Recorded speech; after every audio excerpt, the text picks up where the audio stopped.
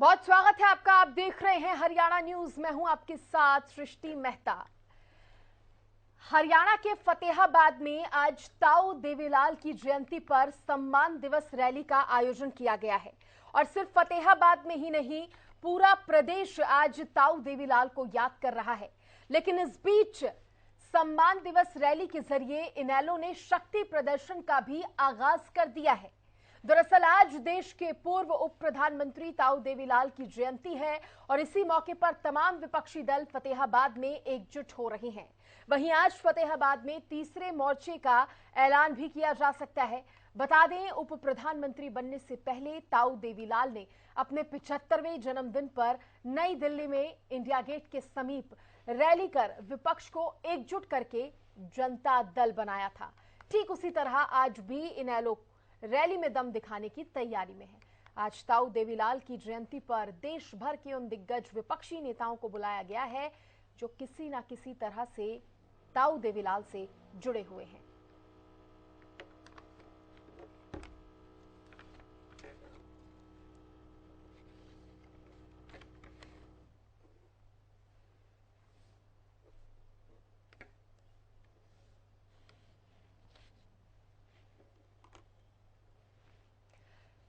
तो देखिए, प्रदेश को भ्रष्टाचार के खिलाफ एक नया नारा देने वाले चौधरी ताऊ देवीलाल का आज जन्मदिन है। उनकी जयंती मनाई जा रही है। तख्त बदल दो, ताज बदल दो, बेईमानों का राज बदल दो। भ्रष्टाचार के खिलाफ ताऊ देवीलाल ने यह नारा दिया था प्रदेश को, और तभी से ताऊ देवीलाल सिर्फ हरियाणा प्रदेश में ही नहीं बल्कि पूरे देश में एक सम्मानित नेता के तौर पर हमेशा जाने गए हैं। आज उनकी जयंती पर तमाम विपक्षी दल भी एकजुट हो रहे हैं क्योंकि इनेलो की तरफ से ये जो न्योता है तमाम विपक्षी दलों को, बड़े नेताओं को दिया गया है।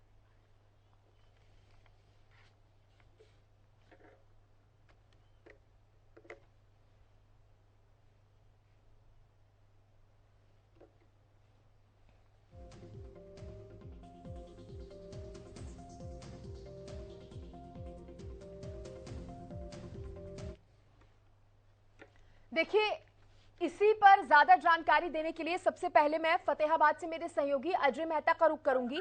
अपडेट ले लेते हैं अजय से। अजय, देखिए, भव्य कार्यक्रम आज आयोजित किया गया है, शक्ति प्रदर्शन के तौर पर भी इसे देखा जा रहा है। सबसे पहले तो बताइए कार्यक्रम की, क्योंकि शुरुआत हो चुकी है, कौन कौन पहुंचा है, किस किस के पहुंचने की उम्मीद?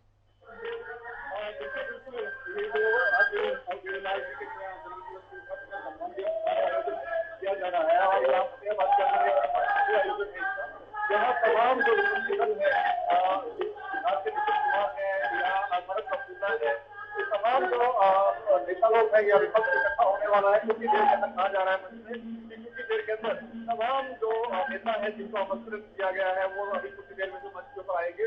फिलहाल तो अभी जो है मंच से ये अनाउंसमेंट की गई है। अब देखने वाली बात है क्योंकि रैली का समय 12 बजे का रखा गया था, अभी 1 बजे है। निश्चित तौर पर कुछ ही देर के अंदर जो है ये जितने भी नेता है वो अभी मंच पे आ जाएंगे। उसके बाद जो है विधिवत का शुरुआत कर दी जाएगी। जी चलिए, ठीक है अजय, शुक्रिया आपका जानकारी देने के लिए। आगे भी आपसे अपडेट लेंगे। चर्चा की शुरुआत अब कर रहे हैं और सबसे पहले मैं इनेलो प्रवक्ता का रुख करना चाहूंगी, ओंकार सिंह जी से सवाल करना चाहूंगी। सबसे पहले तो जिस तरह से आज आप जयंती मना रहे हैं और ताऊ देवीलाल को याद कर रहे हैं, पूरे ही प्रदेश में एक सम्मानित चेहरे के तौर पर, एक नेता के तौर पर उन्हें देखा गया है। और आज की अगर इस कार्यक्रम की बात करें, इस रैली की बात करें, विपक्ष को इकट्ठे करना, एकजुट करना, तमाम बड़े बड़े नेताओं को अलग अलग प्रदेशों से बुलाना, क्या दर्शा रहा है, क्या कहना चाहते हैं, मैसेज क्या है? देखिए, सबसे पहले तो मैं आपके माध्यम से देशवासियों को ताऊ देवीलाल के 109वें जन्म दिवस पर हार्दिक नमन देता हूँ, शत नमन करता हूँ। और मैं बताना चाहता हूँ, आज यहाँ पे ऐसा लग रहा है जैसे पूरा देश उमड़ के आ गया हो। हिंदू, मुस्लिम, सिख, ईसाई, कोई जाति पाति का भेद नहीं है, सब लोग यहाँ उपस्थित हैं। और मैं बताना चाहता हूँ, मेरा सौभाग्य है कि आज रैली में तीसरे मोर्चे का गठन होना है, जो भाजपा की गठबंधन सरकार को और केंद्र की जुमलों की सरकार को बुखार फेंकने का काम करेगा। मेरा सौभाग्य है, मैं इसका साक्षी हूँ। और मैं आपसे निवेदन करूंगा, आप भी एक बार आकर जरूर देखें कि पूरा देश कैसे उमड़ गया है इस गठबंधन की और इस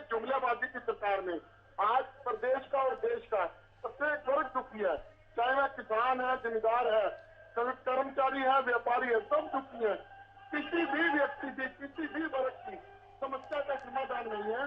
सिर्फ और सिर्फ जुमलेबाजों के आधार पर और झूठ की राजनीति के आधार पर बीजेपी शासन कर रही है और पूरी उम्मीद है जनता के सहयोग से 2024 में देश में से बीजेपी का और प्रदेश में से जनता बीजेपी गठबंधन का राज उखाड़ कर फेंक देंगे। ओंकार जी, इस शक्ति प्रदर्शन के लिए या इस तीसरे मोर्चे का ऐलान करने के लिए आज ही का दिन क्यों चुना गया? देखिए, ताऊ देवीलाल जी ने भी यही प्रयास किया था। जिनके पद चिन्हों पर चलते हुए लोकप्रिय चौधरी ओम प्रकाश चौटाला जी ने आज पूरे देश के विपक्षी नेताओं को एकजुट करने का प्रयास किया है, ताकि देश में से जो गंदी शक्तियां, जो जुमलेबाजी शक्तियां ताकत में बैठी हैं, उनको उखाड़ फेंका जाए। और आज से अच्छा दिन नहीं हो सकता क्योंकि आज ताऊ देवीलाल जी का जन्मदिवस है। ठीक है, मैं रुख अब प्रवीण अत्रे जी का करने चाहूंगी। प्रवीण अत्रे जी, ये उस दौर की याद दिला रहा है जब जनता दल बनाया गया था और कहीं ना कहीं अब जो इनेलो पार्टी के प्रवक्ता है वो ये कह रहे हैं कि देश में बल्कि प्रदेश में जो चल रहा है उसको खत्म करने के लिए, उसको उखाड़ फेंकने के लिए तीसरे मोर्चे का ऐलान सीधा सीधा एक संदेश आपके लिए, बीजेपी के लिए। देखिए, ऐसा है सृष्टि, पहली बात तो यह है कि चौधरी देवीलाल जी का जन्मदिन है। चौधरी देवीलाल जी हमारे प्रदेश के बड़े सम्मानित नेता रहे। तो उन्होंने बहुत संघर्ष किया है और जिस तरह का उनका ऑरा या जिस तरह की उनकी छवि है, स्वाभाविक है कोई भी राजनीतिक दल जो खास तौर पे जो उनकी लेगेसी को आगे बढ़ाने की बात करता है तो वो उनके नाम का उपयोग अपनी राजनीति के लिए करता है और उसका अधिकार भी। लेकिन जो मैं सुन रहा था इंडियन नेशनल लोकदल के प्रवक्ता को, पहले तो मैं एक बार जरूर कहूंगा और मैं हमेशा कहता हूं कि आदमी भले सांप पाल ले, बिच्छू पाल ले, शेर पाल ले, गलत फहमी ना पाले, और उन्होंने गलत फहमी पाल ली। क्योंकि जब भी चौधरी देवीलाल जी के जन्मदिन पे इंडियन नेशनल लोकदल रैली करती है, वो हर रैली में उन नेताओं को जरूर आमंत्रित करती है जो नेता या तो चौधरी देवीलाल जी के साथ जिन्होंने काम किया है या इंडियन नेशनल लोकदल का जिनके साथ वैचारिक संवाद रहा है, वो हर रैली में होता है। और आपने देखा होगा 2014 में कुरुक्षेत्र में रैली हुई थी, मैं उस रैली का गवाह रहा हूँ। वहां पे राव इंद्रजीत भी आए थे, भारतीय जनता पार्टी से मुख्तार अब्बास नकवी जी उस रैली में शामिल हुए थे। तो ये सब लोग जो शामिल होते हैं ये चौधरी देवीलाल जी को अपनी पुष्पांजलि अर्पित करने के लिए शामिल होते हैं, क्योंकि चौधरी देवीलाल जी का वो सम्मान करते हैं। लेकिन इंडियन नेशनल लोकदल हमेशा से जब इस तरह के नेताओं को आमंत्रित करती है तो एक प्रचार करने की कोशिश करती है कि तीसरे मोर्चे का गठन होगा, तीसरे मोर्चे की घोषणा होगी। अभी भी प्रवक्ता कह रहे थे कि रैली में आज तीसरे मोर्चे की घोषणा होगी और मैं उसका साक्षी बनूंगा। वो अपने आप को सौभाग्यशाली समझ रहे थे। लेकिन जहां तक मैं समझता हूँ, भाषणों में तीसरे मोर्चे का जिक्र जरूर होगा, सभी नेता अपने भाषण में तीसरे मोर्चे की बात भी करेंगे, लेकिन रैली में तीसरे मोर्चे की घोषणा होगी, मैं इस बात को नहीं मानता। क्योंकि मेरा जितनी समझ है, घोषणा आज रैली में नहीं होगी। हाँ, जिक्र जरूर होगा भाषणों में, सभी नेता उसका जिक्र करेंगे, बात करेंगे। क्योंकि देखिए, प्रदेश की राजनीति और देश की राजनीति में एक बहुत बड़ा बदलाव आ है। अगर आज से 30 साल पहले की राजनीति की तुलना आज की राजनीति से करेंगे तो मुझे लगता है कि आप गलत फहमी में रहेंगे, आप अपने आप को भी धोखा दे देंगे। जहां तक क्षेत्रीय दलों का बात है, देखिए, जब हम राष्ट्रीय राजनीति का जिक्र करते हैं तो क्षेत्रीय दल जो है राष्ट्रीय राजनीति में प्रशासित नहीं है। उसका एक बड़ा कारण होता है, जिस दल के पास कोई राष्ट्रीय विचार ना हो, राष्ट्रीय मुद्दों पे कोई सोच ना हो, राष्ट्रीय नीति ना हो, वो राष्ट्रीय राजनीति में किस तरह से अपनी प्रासंगिकता साबित कर सकता है, ये हम सब जानते हैं। ये नहीं होता। पहले की परिस्थिति ऐसी थी कि क्षेत्रीय दलों ने आपस में मिले और उन्होंने एक तीसरा मोर्चा बनाया। अब मैं आपकी छोटा सा सवाल है और हर आदमी इस बात को समझेगा। मान लीजिए हरियाणा की बात करते हैं, ठीक है, इंडियन नेशनल लोकदल हरियाणा में राजनीति करता है, हरियाणा में राजनीति करता रहा है, लेकिन नीतीश कुमार से हरियाणा से क्या लेना देना? अगर हम शरद पवार जी की बात करें, हरियाणा से क्या लेना देना? क्या शरद पवार जी या नीतीश जी के कहने से कोई हरियाणा में 2 आदमी भी वोट डालते हैं? वही स्थिति इंडियन नेशनल लोकदल की बिहार में है, वही स्थिति नीतीश कुमार जी की महाराष्ट्र में है। तो ये इस तरह की जो बातें कर रहे हैं या इस तरह की जो चर्चा कर रहे हैं, मुझे लगता है कि उनको भूलना नहीं चाहिए। जब हम जनता दल की बात करते हैं तो उस वक्त जनता दल के अंदर कुछ ऐसे नेता थे जिनकी छवि राष्ट्रीय स्तर की, और उस वक्त राष्ट्रीय स्तर पे ऐसे नेता भी थे जिनका विश्वास या जिनकी एक्सेप्टेंसी बाकी दलों में भी थी, बाकी दल भी उनका विश्वास करते थे। हाँ। लेकिन आज राष्ट्रीय स्तर पे ऐसा कोई नेता नहीं है जिसकी सभी दलों के अंदर एक्सेप्टेंस हो या सभी दल जिसकी बात का विश्वास करते हो। तो ये जो तीसरे मोर्चे का गठन या तीसरे मोर्चे की बात करना, ये बहुत दूर की कोड़ी है और आप देखेंगे ये आपके सामने आएगा सब। ठीक है, विद्रोही साहब। आप हैं इस तीसरे मोर्चे में शामिल, पूरा सहयोग है कांग्रेस का भी? देखिए, चौधरी देवीलाल जी देश प्रदेश के बड़े किसान नेता रहे हैं। उनकी 109वीं जयंती पर सबसे पहले उनको शत शत नमन। जैसे अत्रे साहब कह रहे थे, हर साल 25 सितंबर को चौधरी देवीलाल जी की याद में इनेलो कार्यक्रम करती रही है और आगे भी करेगी।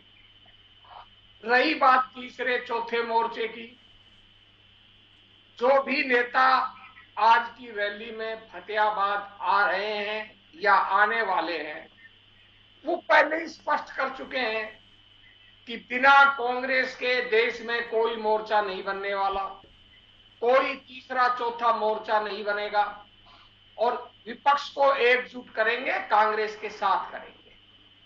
अब सभी नेता विपक्ष को एकजुट करने का प्रयास कर रहे हैं अपने अपने स्तर पर। अच्छी बात है, देखते हैं उसके क्या सार्थक परिणाम निकलते हैं। राजनीति के अंदर सबका अपना प्रभाव होता है, सबकी अपनी सोच होती है, सबके अपने संबंध होते हैं।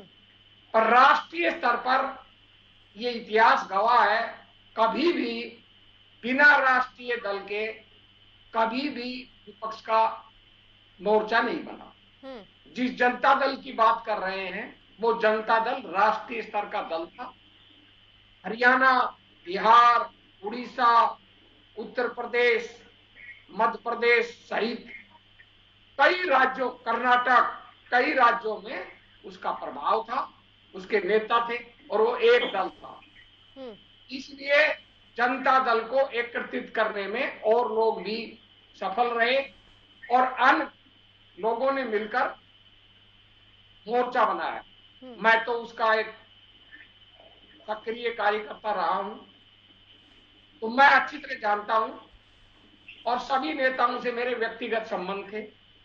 और आज जो नेता आ रहे हैं, सुन लीजिए, ये इनेलो ने क्यों नहीं सोचा?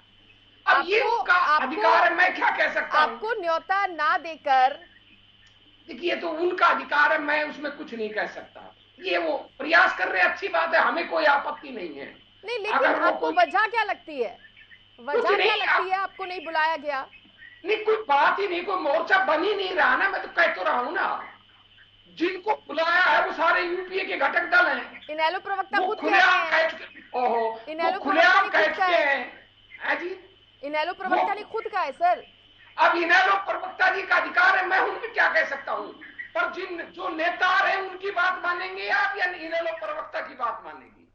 नीतीश कुमार जी ने, लालू जी ने, शरद पवार ने, उद्धव ठाकरे ने, इन्होंने तो बड़ा क्लियर कर रखा है। फारूक अब्दुल्ला ने, सभी ने बड़ा क्लियर कर रखा है कि हम कांग्रेस के साथ हैं और कांग्रेस बगैर मोर्चा नहीं बन सकता। और आज लालू जी और नीतीश जी दोनों एक साथ सोनिया गांधी से मिल रहे हैं इसी मुद्दे को लेकर। अब कोई अपनी बात कहते हैं तो मुझे कोई आपत्ति नहीं है। और श्री ओम प्रकाश चौटाला भी खुद कहते हैं। विद्रोही साहब, नाराजगी है आपको? आपको न्योता तक नहीं दिया कांग्रेस को इस लायक भी नहीं समझा? किस बात की नाराजगी? न्योता तो देते ना, किस बात की नाराजगी? हर एक दल का अधिकार है, अपना लोकतांत्रिक अधिकार है। हरियाणा के अंदर ओम प्रकाश चौटाला कांग्रेस के खिलाफ राजनीति करते आए हैं। उनका राजनीति का आधार हरियाणा में कांग्रेस विरोध का रहा है, तो अगर हरियाणा में वो कांग्रेस के नेताओं को क्यों बुलाएंगे? और ओम प्रकाश चौटाला तो खुद कह चुके हैं, आपने उनका बयान पढ़ा हो तो। अब मैं ओम प्रकाश चौटाला जी की बात मानूं या ओंकार सिंह जी की बात मानूं? चलिए, ठीक है। ओम प्रकाश चौटाला ने कहा कि हम कांग्रेस के साथ भी समझौता करेंगे, वक्त आएगा तो हम कांग्रेस का भी सहयोग लेंगे। उनका बयान है, वक्त आएगा अगर, ठीक है, अभी उन्हें वो वक्त लग नहीं रहा कि आ गया है। ओंकार सिंह जी से मेरा सवाल होगा, आपको आवाज मिल पा रही है ओंकार सिंह जी?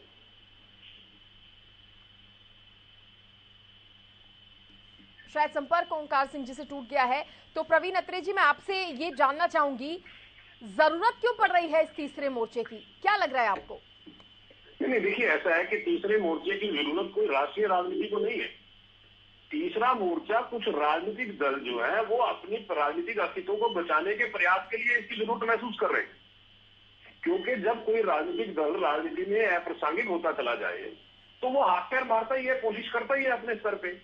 अभी जैसे विद्रोही जी कह रहे थे कि कांग्रेस के बिना विपक्षी एकता संभव नहीं है, कांग्रेस, लेकिन ये भूल रहे हैं कि ममता बनर्जी वो तो इस बारे में बड़ा स्पष्ट रूप से कांग्रेस की आलोचना कर चुकी है। इवन राहुल गांधी जी की उन्होंने आलोचना की है कि राहुल गांधी जी तो राजनीति के लिए अनफिट है, वो ड्राइंग रूम की राजनीति करते हैं, घर से बाहर नहीं निकलते हैं। ये सब बातें तो ममता जी कह चुकी है। और अगर इसी तरह से देखें जो तेलंगाना के मुख्यमंत्री हैं, तेलंगाना के मुख्यमंत्री जो है वो आजकल कांग्रेस के विरोध में कांग्रेस की आलोचना करते हैं। और इसी तरह से अगर हम बात करें आंध्रा के मुख्यमंत्री की, आंध्रा मुख्यमंत्री जो है वो कांग्रेस के विरोध में राजनीति कर रहे हैं। तो ये सब कहना कि कांग्रेस के साथ ही विपक्षी एकता या कांग्रेस, और खुद कांग्रेस के लोग जो है वो ये चाहते हैं कि लीड कांग्रेस करे, लेकिन जो दूसरे राजनीतिक दल है वो ये कहते हैं कि कांग्रेस वाली स्थिति में नहीं है कि वो लीड कर सके, कांग्रेस के राजनीतिक अस्तित्व इस कदर का बचा ही नहीं है कि वो लीड कर सके। तो जब इन सभी नेताओं के बयानों को आप देखते हैं, इनकी बातों को देखते हैं, तो लगता है कि किसी तरह की एकता पॉसिबिलिटी नहीं है। लेकिन हाँ, कुछ राजनीतिक दल इस प्रयास में है, चाहे मैं इंडियन नेशनल लोकदल की बात करूं, चाहे वो किसी और क्षेत्रीय दल की बात करूं, वो सब यही इस प्रयास में है कि कोई ना कोई साथ उनको मिल जाए, जिस वजह से उनकी कहीं ना कहीं राजनीति में प्राथमिकता एक तो अत्रे साहब, अब आप ये कह रहे हैं क्या कि जो कांग्रेस ये जता रही है कि कांग्रेस के बिना ये जो विपक्षी एकजुटता है वो अधूरी है, लेकिन आप ये कहना चाह रहे हैं कि अब विपक्षी दल जो हैं वो भी समझ गए हैं कि अगर हम ही एकजुट हो जाए बिना कांग्रेस के तो भी हम कमाल कर सकते हैं, कांग्रेस की अब हमें उतनी जरूरत नहीं है। आप ये कहना चाह रहे हैं क्या? देखिए, सबसे बड़ी बात यह है कि जो राजनीतिक दलों की हम यहाँ बात कर रहे हैं, उनके नेताओं की महत्वाकांक्षा की अगर आप उसमें ध्यान दें, एक तरफ नीतीश जी इस प्रयास में है कि मैं किसी तरह से प्रधानमंत्री पद का दावेदार हो जाऊं, दूसरी तरफ ममता जी इस प्रयास में है कि मैं दावेदार हो जाऊं, कांग्रेस राहुल गांधी जी से बाहर सोचना नहीं चाहती है, शरद पवार जो है वो पिछले 30 साल से इस उम्मीद को अपने मन में पाले घूम रहे हैं। तो जब इस तरह के हालात राजनीतिक दलों के होंगे तो आप एकता की बात सोच ही नहीं सकते, क्योंकि एकता पॉसिबल नहीं, एकता संभव नहीं। सबके अपने अपनी इच्छाएं, अपनी अपनी महत्वाकांक्षाएं हैं और उस महत्वाकांक्षा के लिए वो लड़ रहे हैं। तो सबकी महत्वाकांक्षाएं जो है अगर एक ही स्तर की रहेंगी तो कैसे एकता हो जाएगी। रही बात कांग्रेस की, देखिए कांग्रेस वाले इस वजह से ये बात कहते हैं कि सर राष्ट्रीय स्तर पे हमारी एग्जिस्टेंस है, मतलब हम ज्यादा प्रदेशों के अंदर हमारी मौजूदगी है। हालांकि ये भी अब कांग्रेस गलतफहमी में है, क्योंकि लगभग 9 प्रदेश तो ऐसे हैं जहां कांग्रेस है ही नहीं, बची नहीं, बिल्कुल खत्म हो चुकी है। लेकिन तो ये मान लीजिए कि कांग्रेस ऐसा सोचती भी है तो वो अपना जो दावा बांधती है कि विपक्षी एकता हमारे नेतृत्व में हो, उनका दावा केवल इस वजह से है कि सबसे बड़ा राजनीतिक दल विपक्ष के अंदर वही है। और ये सब उनके अपने विचार है। मुझे नहीं लगता कि इस तरह की कोई एकता या इस तरह की कोई विपक्षी एकता जो है बन पाएगी। ठीक है विद्रोही साहब, इससे पहले जब विपक्ष एकजुट हुआ था तब को देखकर और इस बार के हालात को देखकर बीजेपी तो ये समझ गई है कि चाहे कांग्रेस के साथ या कांग्रेस के बगैर विपक्ष कितना भी एकजुट हो जाए, बीजेपी को नुकसान या चोट नहीं पहुंचा सकता।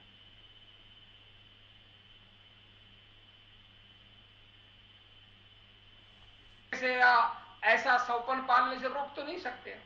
अब ये इन्होंने बात की वाईएसआर आंध्र प्रदेश की, अधूरी बात बताते हैं। पिछले 8 साल से वाईएसआर कांग्रेस तो भाजपा के साथ है, वो विपक्ष के साथ है कहां। इन्होंने टीआरएस की बात की, 1 साल पहले तक टीआरएस भी बीजेपी के साथ थी, तेलंगाना राष्ट्रीय कांग्रेस, वो कांग्रेस के साथ कब थी। हाँ, ममता बनर्जी कभी कांग्रेस में साथ दे देती हैं, कभी विरोध कर देती हैं, वो बीजेपी के भी साथ थी, ये भी शायद इनको याद होगा।